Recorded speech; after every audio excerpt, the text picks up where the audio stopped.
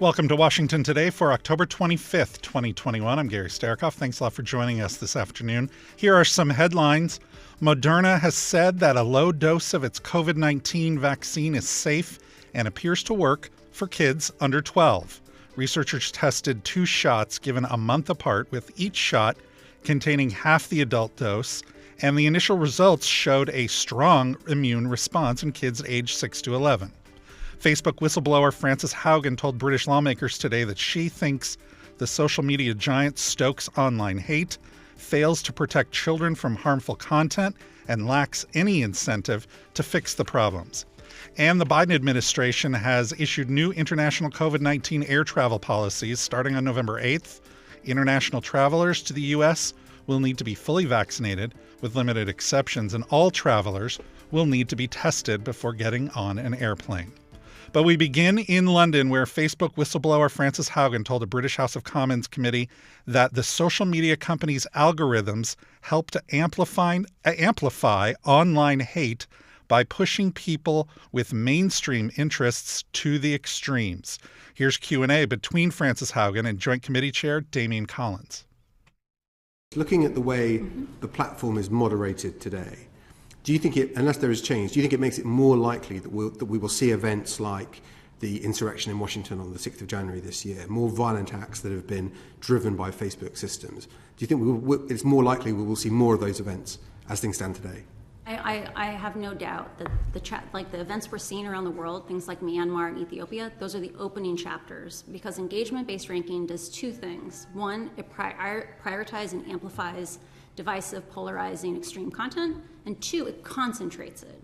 And so if Facebook comes back and says, only a tiny sliver of content on our platform is hate, or only a tiny sliver is violence, 1, they can't detect it very well, so I don't know if I trust those numbers. But 2, it gets hyper-concentrated in 5% of the population. And you only need 3% of the population on the streets to have a revolution, and that's dangerous. Frances Haugen and British House of Commons Joint Committee Chair Damian Collins. In her testimony, Ms. Haugen said that she is worried about Facebook's ability to make its Instagram app safe for kids and teenagers. She talked about that with Scottish National Party MP John Nicholson. You've already told the Senate, and you've also told us what Facebook could do to address some of these issues, but some of your answers were quite complicated. Oh no, sorry. So perhaps you could tell us in a really simple way that anybody can get what Facebook could do to address those issues. Children who want to kill themselves, children who are being bullied, children who are obsessed with their body image in an unhealthy way, and all the other issues that you've addressed. But what is it that Facebook can do now without difficulty to solve those issues? There are a number of factors that interplay that drive those issues. On a most basic level, children don't have as good self-regulation as adults do. That's why they're not allowed to buy cigarettes. When kids describe their usage of Instagram, Facebook's own research describes it as an addict's narrative. As an addict's narrative. The kids say, this makes me unhappy. I feel like I don't have the ability to control my usage of it. And I feel that if I left, I'd be ostracized. I am deeply worried that it may not be possible to make Instagram safe for a 14-year-old, and I sincerely doubt it's possible to make it safe for a 10-year-old. So they shouldn't be on it? I would be surprised. I would love to see a proposal from an established independent agency that had a picture of what a safe version of Instagram for a 14-year-old looks like. You don't think such a thing exists? I am not aware of something that does Facebook care whether or not Instagram is safe for a 10-year-old? What I find very deeply misleading about Facebook's statements regarding children is they say things like, we need Instagram kids because kids are going to lie about their age, and so we might as well have a safe thing for them. Facebook should have to publish what they do to detect 13-year-olds on the platform, because I guarantee you what they're doing today is not enough. And Facebook's own research does something where Facebook can guess how old you are with a great deal of precision. because they can look at who your friends are, who you interact with. Because you're at school. Yeah, because that's a bit of a giveaway. Oh, if you're yeah. wearing a school uniform, Yes. chances are you're on 20. But I want to disclose a very specific thing. This is something actually the Senate found when we disclosed the documents to them. They found that Facebook had estimated the ages of teenagers and worked backwards to figure out how many kids lied about their ages and how many were on the platform. And they found for some cohorts 10 to 15% of 10-year-olds were on the platform.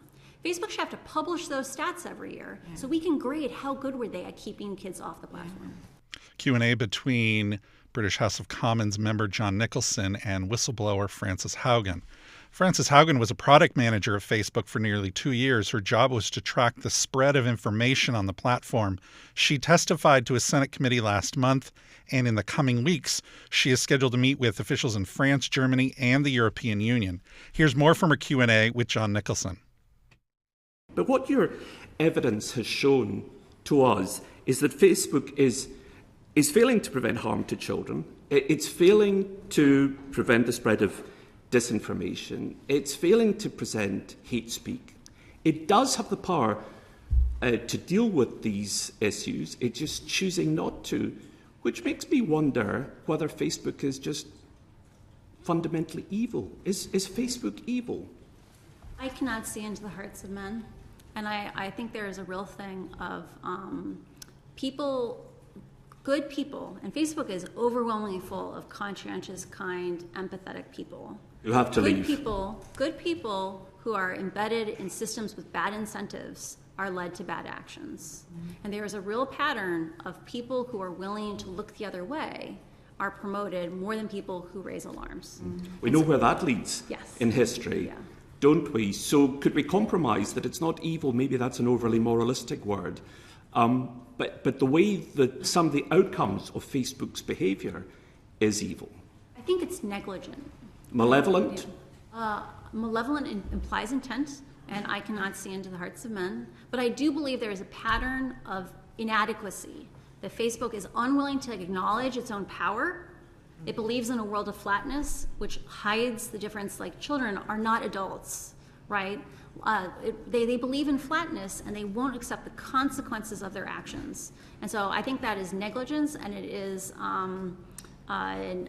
ignorance. But I can't see into their hearts, and so I don't want to consider it malevolent. Well, I respect your desire, obviously, to answer the question in your own way. But given the evidence that you've given us, I think a reasonable person running Facebook, seeing the consequences of the company's behaviour, would, I imagine, have to conclude that what they were doing, the way their company was performing, and the outcomes were malevolent and would want to do something about it. I would certainly hope so.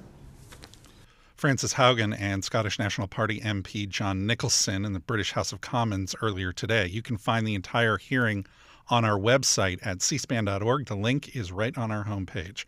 Representatives from Facebook and other social media companies plan to speak to the British committee on Thursday.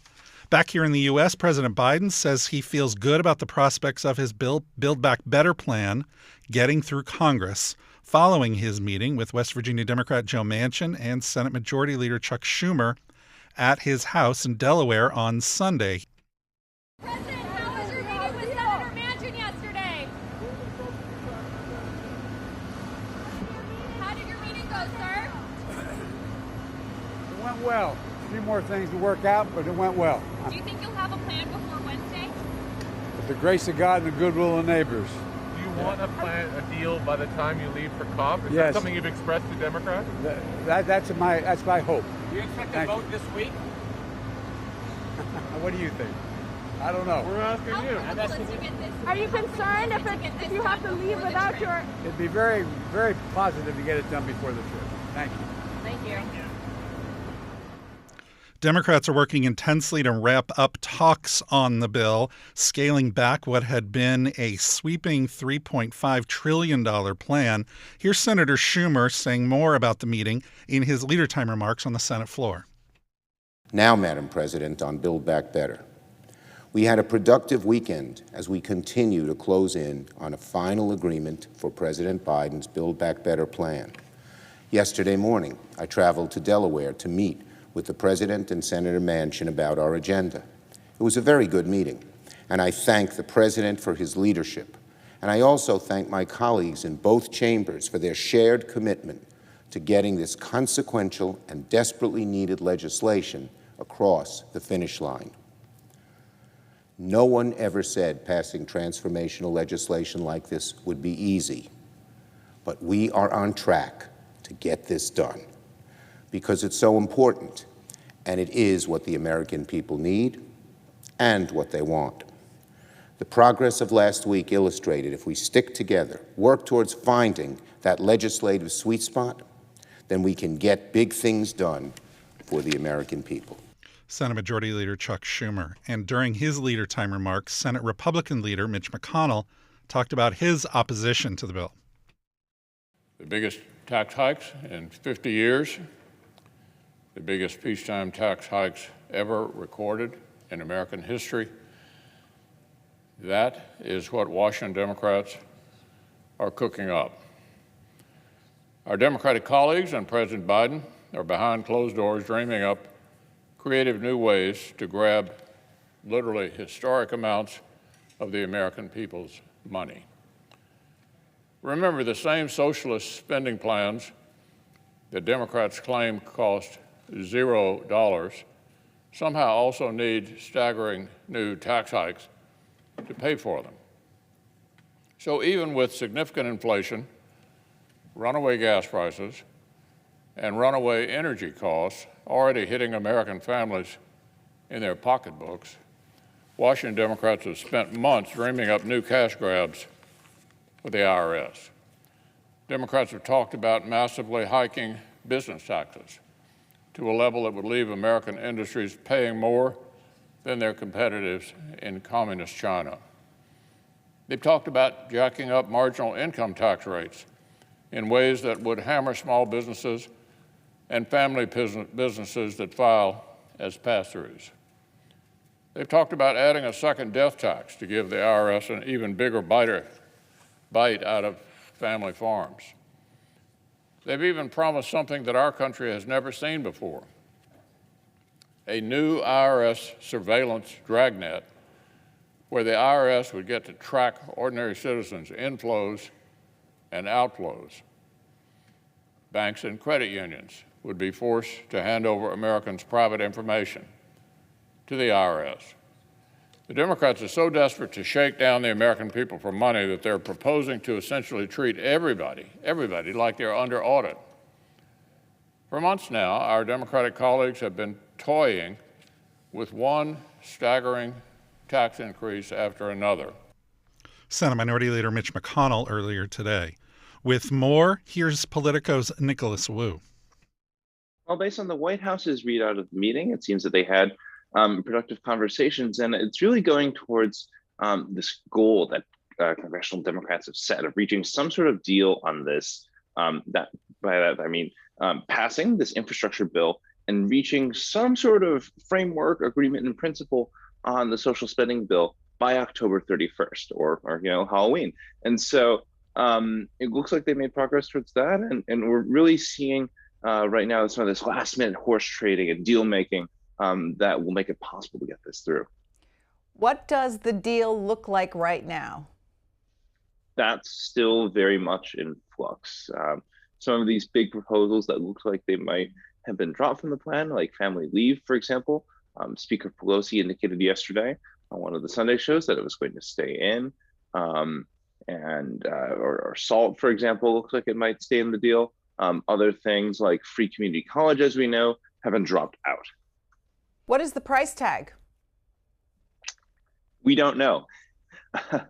Senator Manchin has repeatedly indicated that he will not accept a bill larger than $1.5 trillion. But right now, a lot of progressive Democrats seem that they're more willing to accept a bill closer to $2 trillion. So there's about $500 billion of wiggle room that needs to be negotiated there. What is the plan to get this through the Senate, through the House, and on the president's desk? That's very tricky. But the thing is with the Senate, the main goal of all this outreach here has been to try to get these two moderate senators on board, Joe Manchin of West Virginia and Kyrsten Sinema of Arizona, who have laid out their own list of demands for what they want and don't want in these bills. And with that, Democrats should be able to achieve unity among all 50 in the Senate. The trickier problem is the 200-some Democrats in the House, where you have any number of different constituencies, many of whom it's been their life's goal actually to put a lot of these kinds of programs in the bill. And if any one of these programs, family medical leave, SALT, and so on, that has been declared a red line by some of these constituencies in Congress becomes an issue, it could make it much harder to get through the House. What is happening with the bipartisan infrastructure deal, the one that includes the hard infrastructure, roads, bridges? It passed in the Senate. When will that see a vote on in the House? Well, congressional leaders are aiming to hold a vote on it this week. The highway authorization overall actually expires on the 31st. So in some way, Democrats have a hard deadline for themselves to pass this infrastructure bill, which would, of course, renew that highway funding and authorize nearly $1 trillion for infrastructure. At the same time, progressive Democrats have vowed, as they have all along, that there needs to be some sort of agreement on the social spending bill before they can proceed to a vote on the infrastructure bill. And one thing can't happen without the other, and this is the very tricky balancing act that leaders in Congress have to work with right now. There is also the issue of the debt ceiling. They were able to get agreement with Republicans for a short-term fix. What did they do, and what happens next? So the debt ceiling was extended until the beginning of December, yes, through that kind of short-term fix that they had worked out with Republicans, but Republicans don't seem like they're going to support another extension of it after that. So one option that's on the table for Democrats is to use that so-called fast-track process of reconciliation. Now, whether or not they will do that, remains to be seen, especially given that it can be a kind of lengthy and drawn-out and sometimes painful process for them to execute. Politico's Nicholas Wu from this morning's Washington Journal program. You can see more at cspan.org/WJ. You're listening to Washington Today. This week on C-SPAN's Afterwards podcast, Congressman Adam Schiff, Democrat of California and chairman of the House Intelligence Committee, talks about his new book, Midnight in Washington: How We Almost Lost Our Democracy and Still Could. He reflects on the Trump presidency and shares his views on threats against American democracy. I think that's been one of the most corrosive things, which is this relentless attack on the truth. And I'm sure you feel it keenly as a journalist, because the press has been among the biggest targets for the former president and his accolades. Mm-hmm. It's a autocratic playbook which says you need to discredit objective media. Hear more on this week's Afterwards podcast. Find it and follow wherever you get your podcasts.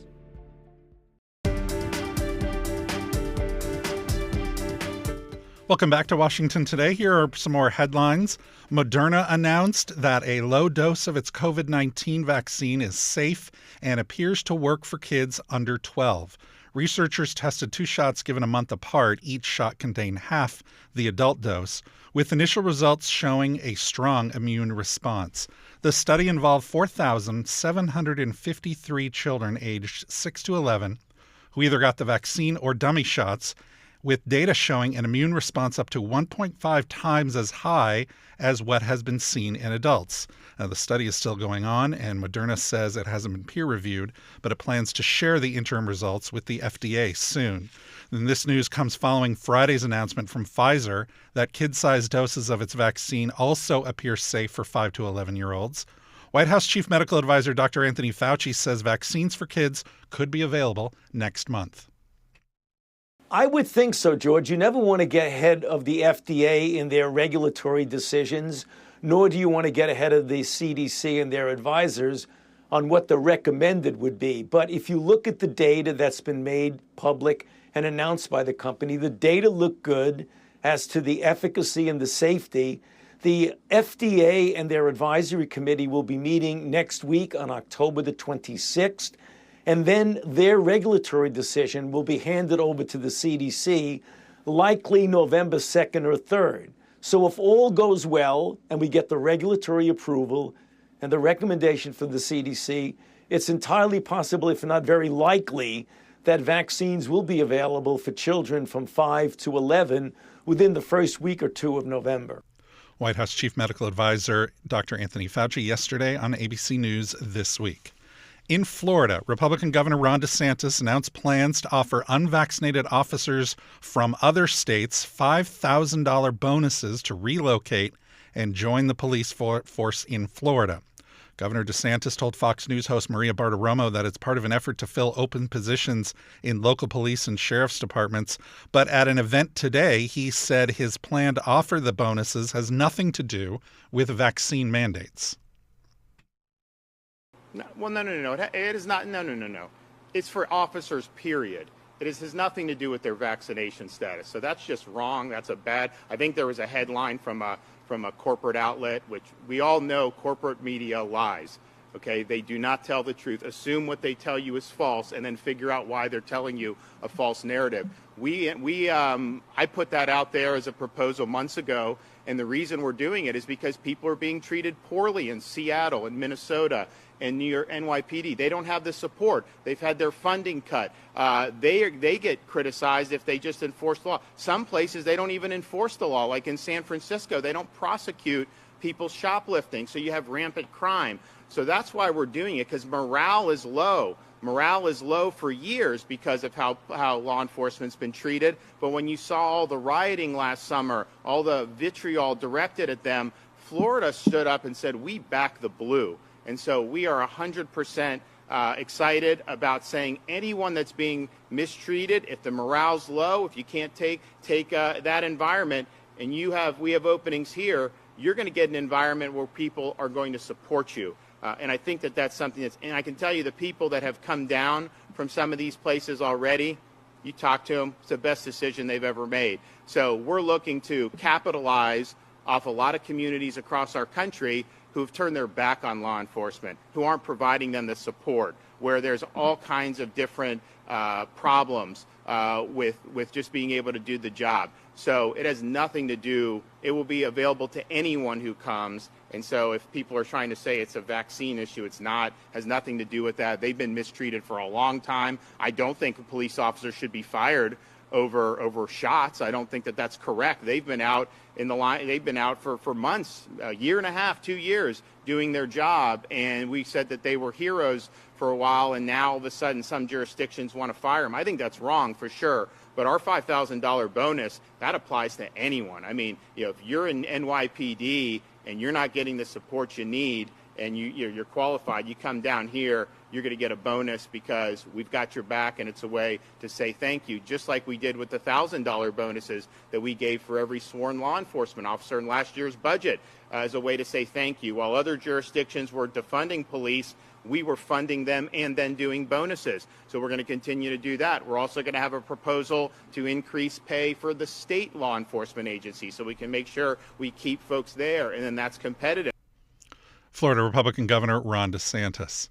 A week before the global summit on climate change, a new report shows that greenhouse gas pollution has hit a record high last year, despite the COVID-19 lockdowns. The report by the UN's World Meteorological Organization shows that carbon dioxide levels surged in 2020 to 4.13.2 million parts per million. That's higher than the annual average over the last decade and is far above the Paris Agreement pollution reduction targets. The report goes on to say that staying at or above that pollution level will have major negative effects on our daily lives and well-being both now and in the near future. The UN's COP26 meetings are scheduled to start on Sunday in Glasgow, Scotland. Leaders from 200 countries will be there, including President Biden, British Prime Minister Boris Johnson, German Chancellor Angela Merkel, and Russian President Vladimir Putin and Chinese President Xi Jinping are expected to make video appearances. Jury selection got underway today in U.S. District Court in Charlottesville, Virginia, in the civil case against the organizers and participants of 2017's Unite the Right rally. 9 people injured at the 2-day event have filed a lawsuit alleging physical harm and emotional distress at the rally, during which a counter-protester was killed and dozens more when injured when a man intentionally drove his car into the crowd. According to a Washington Post report, the plaintiffs are alleging the event was part of a conspiracy to engage in racially motivated violence. Their attorneys reportedly intend to use a Reconstruction-era law that was intended to protect emancipated African Americans from the Ku Klux Klan. The defendants are some of the most notorious white supremacist and neo-Nazi figures in the U.S. The Post reported that some of them are expected to testify during the trial. 3-term Maryland Democratic Congressman Anthony Brown said on Monday he will step down at the end of his term to run for state attorney general. Representative Brown is seeking to replace 2-term incumbent Democrat Brian Frosch, who said last week he would retire in 2022. Representative Brown is a former Maryland state legislator and lieutenant governor. His seat is likely to remain in Democratic hands. Former Prince George's County State's Attorney Glenn Ivey, who lost to Brown in the 2016 Democratic primary, has already said he will run again. The U.S. Embassy in Sudan is advising U.S. citizens there to shelter in place following a coup in the country. In a security alert posted on Monday, the embassy said it has received reports that armed forces are blocking certain areas in and around the capital of Khartoum and that internet service there is down. The warning comes after military leaders there seized power early on Monday, arresting the prime minister and other officials and dissolving the transitional government. Protesters opposing the coup have taken to the streets in Khartoum. Some face gunfire near the military's headquarters, according to the information industry, with 3 people killed and 80 more wounded, according to the Sudan Doctors Committee. The takeover comes more than 2 years after protesters forced the ouster of longtime autocrat Omar al-Bashir, and just weeks before the military was supposed to hand over control of the country to a civilian council. At today's State Department briefing, spokesman Ned Price talked about the situation in Sudan. Practical questions on Sudan. Does the United States have an idea on the whereabouts of Prime Minister Hamdok? We have not been in touch with the Prime Minister. We have not been in touch. Can you verify the casualty numbers that's been out there? We've seen the reports that of the use of live fire. As we said, violence on the part of the regime is something we condemn in the strongest terms. The regime must not resort to violence against peaceful protesters. The right of peaceful assembly is something that we defend, that we protect, that we promote the world over, whether that's Khartoum or anywhere else. So again, we have made very clear where we stand. There needs to be a return to the civilian-led transitional government. The military is responsible for the health and the safety of the Prime Minister and the others in their custody. The military must not resort to violence. Peaceful assembly, the right of peaceful assembly must be protected. And again, a full restoration of the civilian-led government is what we are supporting. It's what the people of Sudan aspire to as well. Quick one. Have you gotten in touch with the military, or is someone from the U.S. side in any way in communication with the military? So we have been in close touch with partners and allies, both in the region and well beyond. We are very closely coordinating our messaging, our approach, our actions vis-a-vis what we've seen transpire in Sudan over the past 16 hours or so with our partners, friends, and allies in the region and well beyond. And if it would be constructive for us to be in touch with actors, including elements of the military in Sudan, we would do that, but I'm not going to read out any of those overtures or diplomatic conversations. State Department spokesman Ned Price. United Nations Secretary General Antonio Guterres condemned the coup and called for the release of the Prime Minister and other officials. He said in a tweet today that the UN would continue to stand with the people of Sudan. And a reminder that all of our coverage is online anytime at cspan.org. And if you missed any of this program, you can find it on our new C-SPAN Now app at cspan.org/podcasts or wherever you listen to podcasts. And if you'd like more on the stories that are shaping Washington delivered right to your inbox, you can subscribe to C-SPAN's evening newsletter, word for word. Just go to cspan.org/connect to subscribe. I'm Gary Sterikoff. Thanks a lot for listening today to Washington Today.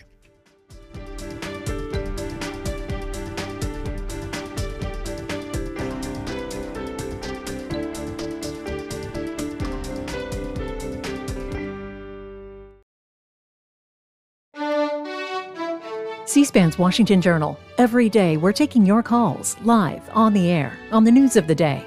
And we'll discuss policy issues that impact you. Coming up Tuesday morning, we'll discuss the latest on President Biden's Build Back Better agenda and upcoming fiscal deadlines with Ohio Republican Congressman Warren Davidson and Pennsylvania Democratic Congresswoman Mary Gay Scanlon. Then American Road and Transportation Builders Association's David Bauer on the pending expiration of federal money for roads and bridges and the status of the bipartisan infrastructure bill. Watch Washington Journal live at 7 Eastern Tuesday morning on C-SPAN or on C-SPAN Now, our new mobile app. Join the discussion with your phone calls, Facebook comments, text messages, and tweets.